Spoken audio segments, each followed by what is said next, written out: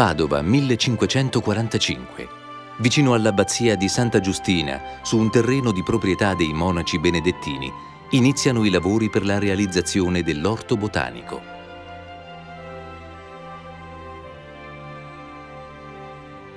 Istituito con una delibera del Senato della Repubblica di Venezia, l'Orto Botanico di Padova è il più antico orto botanico universitario del mondo tuttora esistente.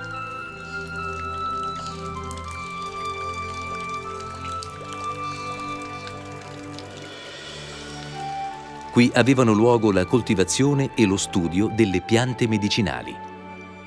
Oggi la maggioranza dei farmaci è costituita da sostanze ottenute per sintesi chimica. In passato, prima che i progressi della scienza rendessero disponibili i farmaci di sintesi, per la cura delle malattie si avevano a disposizione solamente sostanze naturali, provenienti anche dal mondo animale o minerale, ma per lo più da quello vegetale. Si trattava di piante o di loro parti, i cosiddetti medicamenti semplici. Proprio per questa ragione i primi orti botanici erano denominati giardini dei semplici. L'orto, per la rarità dei vegetali contenuti e per il prezzo dei medicamenti da essi ricavati, era oggetto di continui furti notturni. La varietà dei colori e delle forme nella notte doveva assumere un particolare fascino. La stessa emozione che ancora oggi può provare un visitatore quando il buio della notte consente di cogliere in tutta la sua bellezza il mistero e la perfezione della natura.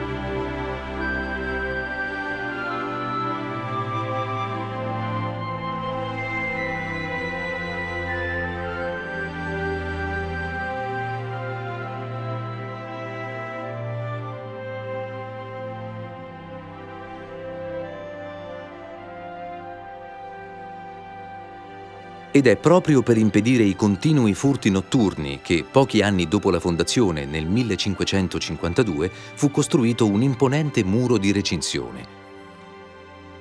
Nella sua parte più antica, l'orto ha una struttura circolare con un quadrato inscritto suddiviso in 4 riquadri più piccoli, all'interno dei quali le aiuole formano eleganti disegni geometrici, diversi uno dall'altro. Quasi un catalogo vivente di esemplari botanici terapeutici.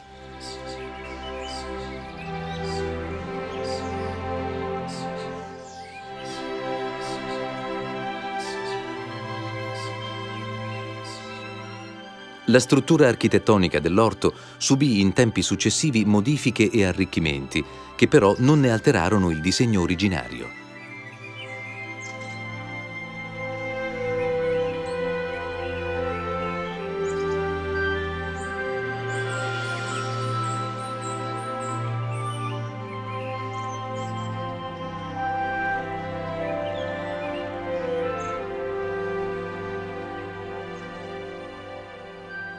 Fu Francesco Bonafede che all'Università di Padova ricopriva la cattedra di lettura dei semplici, che a metà del Cinquecento ne sollecitò l'istituzione.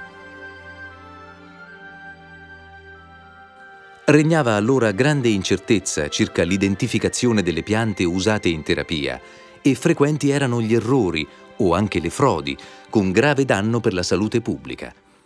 Gli studenti universitari dovevano essere in grado di poter distinguere e identificare ogni vegetale con le relative proprietà curative. La prova d'esame consisteva nell'identificare un esemplare vegetale basandosi esclusivamente sull'osservazione diretta. Per questa ragione, allora come oggi, Ogni pianta è posizionata in porzioni di terra separate.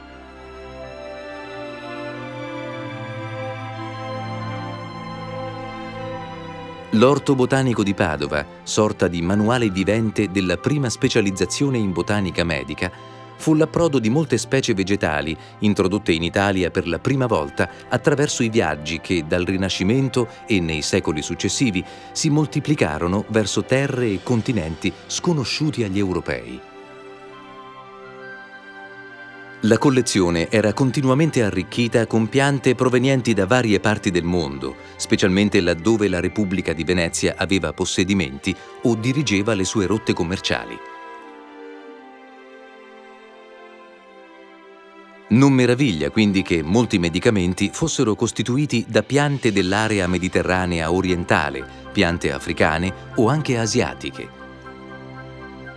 Così trovarono dimora qui i primi esemplari di girasole e di patata importati dall'America, di lillà e di gelsomino introdotti dall'Oriente.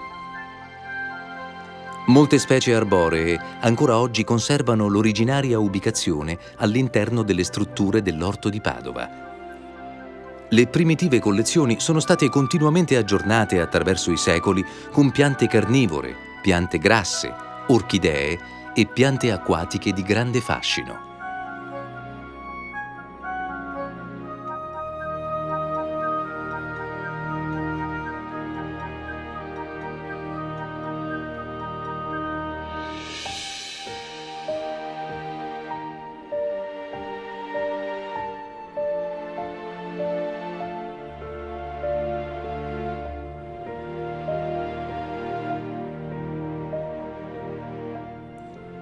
Elemento di attrazione dei visitatori da tutte le parti del mondo è la cosiddetta palma di Goethe, un esemplare di palma nana messo a dimora alla fine del XVI secolo che il celebre scrittore tedesco vide nel corso del suo viaggio in Italia e che gli ispirò un saggio sulla metamorfosi delle piante.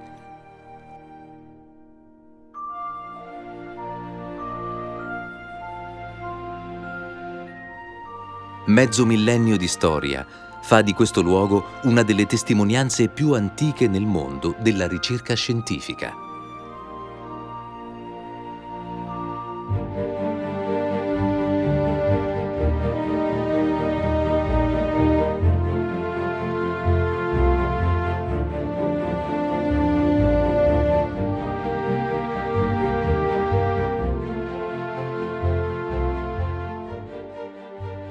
Proprio per questo motivo, nel 1997, l'Orto Botanico di Padova è stato inserito nella lista UNESCO del Patrimonio Mondiale dell'Umanità, riconoscendone il secolare ed eccezionale contributo per il progresso raggiunto dalla botanica, dalla farmacia, dalla chimica e dalla medicina.